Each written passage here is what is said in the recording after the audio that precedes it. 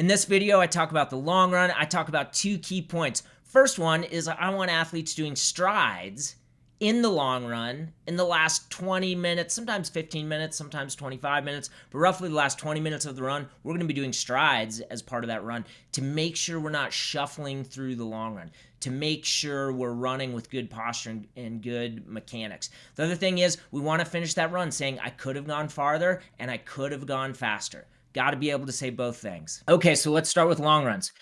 You've got to, in consistency is key. This is one of the 15 points, okay? You've got to be able to, in here I say, you know, can you finish workout saying I could have gone farther or I could have gone faster? With the long run, you want to be able to say both. You want to be able to say, I could have run farther and I could have run faster. So if your long run, whether it's an hour or 90 minutes, let's use the example of 75 minutes. If it's a 75-minute run, you need to be able to say, I could have run 10 more minutes and I could have run it faster. Now, you might be saying that would have been extremely hard. That would have been like a race effort, but I ran 75 minutes. I had 10 more minutes in me and I could have sped up, but it would have been really hard, okay?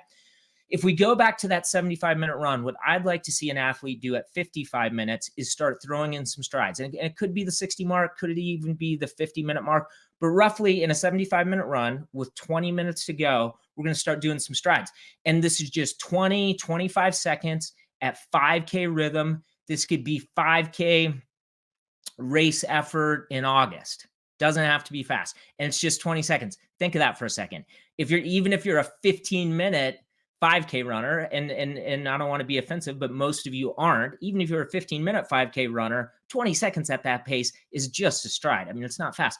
But what you'll find one of the reasons we're doing this at the end of the long run, we want to run with great posture, right? We don't want to be leaning over and running some shuffly pace, okay? This isn't in the slides right here, but I talk about inconsistency is key.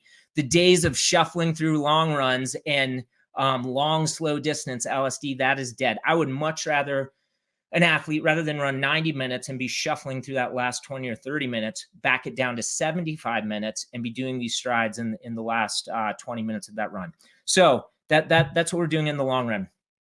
The other thing, you know, I was an athlete. I ran in the 1990s, and you know, if you ran 45 miles a week, what's 20% of that? 9 miles. So if you were a 45-mile-a-week person, then that was a 9-mile run, right?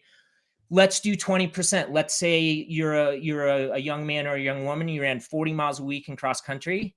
You can 20% of that is 8. You can handle a run that's longer than 8 miles. And if you think about it, if you're 40 miles a week, you're probably not running 7 days a week, right? You're probably getting that 40 in 6 days. As you and your coach go through these numbers, you'll find that your long run is probably more than 20% of your weekly volume.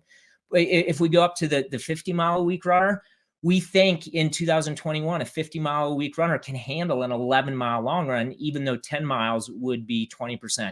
And I kind of put this in here tongue in cheek. Unless your weekly volume is 120 miles, which then your 20% would be a 24-mile run, you're probably doing a long run that's more than 20% of your weekly volume. Thanks for sticking with me and watching this. There's 2 things you need to be doing now. First one is go to the link below, go to CoachJayJohnson.com, get access to the training videos there. There's an amazing warm-up with my friend Jeff Bollea. It's a warm-up I do myself. I feel great after I do it.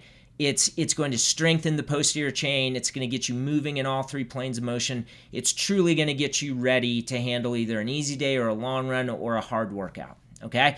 You'll also get access to the 4 key workouts every runner should do. That's really important. And finally, subscribe to this channel, get the notifications so you know when new videos are coming out. And this video that you watched was actually part of a live webinar. So you want to get the notifications so you know when those are coming out.